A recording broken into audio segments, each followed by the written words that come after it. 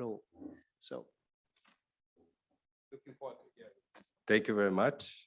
First, I would like to thank SCTO for the invitation. It's a pleasure to be here, and it's a pleasure to speak about this such an interesting topic, especially for a funder in clinical cancer research.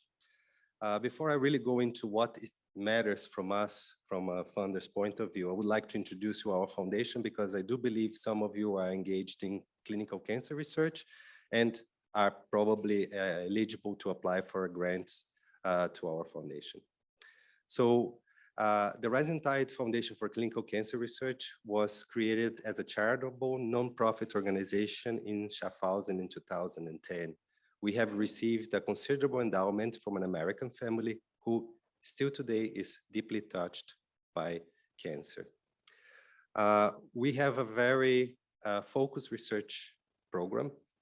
We fund only clinical cancer research, no cancer type specific, no population type specific. And we have worked together with a group of scientists and patient advocates to establish our focus areas, really looking at where philanthropic funding makes the most impact for people living with cancer. So we have two umbrella focus areas, one called improved patient outcomes, where you see here therapy optimization, disease and treatment burden and implementation research, and a science of early detection and intervention, where we see the most potential to use AI as an enabling tool. So one important thing for us is to be a patient-centric organization. And this is the main pillar of our strategy to use AI in our programs. We also have increased patient engagement in everything we do. So we have a body of patient advisors to help us select research topics. We have patients being part of our peer review groups when we are evaluating grant applications.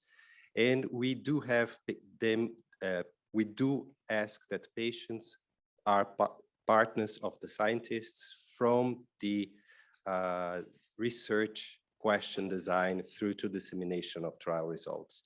So you see, really, we have patients partnering with us in several different parts of what we do.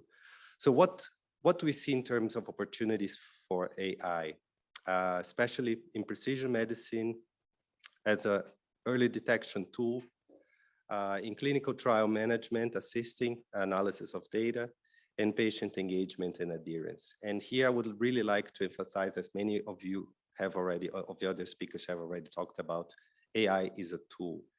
For us, AI is not replacing a physician, it's not replacing a healthcare professional, it's not taking decision for the patients, it's actually enabling all of them to have a better work dynamic.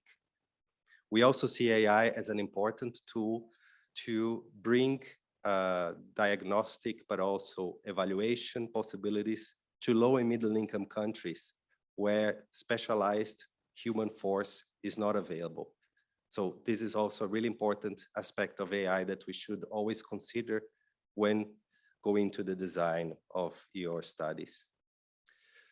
So there was a point about reducing the risk, and I think we have talked about ethics and the black box concept and all of that, but I think that many of these principles I've listed here, they have been mentioned, but for us, what we see is that we are really focusing to fund research that is improving current processes and really focusing on the human augmentation that AI can create.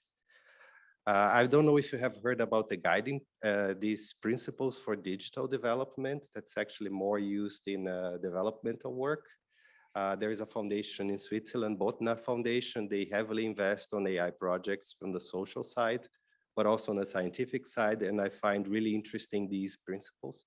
And they help us guide, they guide us a lot in terms of evaluating and selecting the projects we want to fund.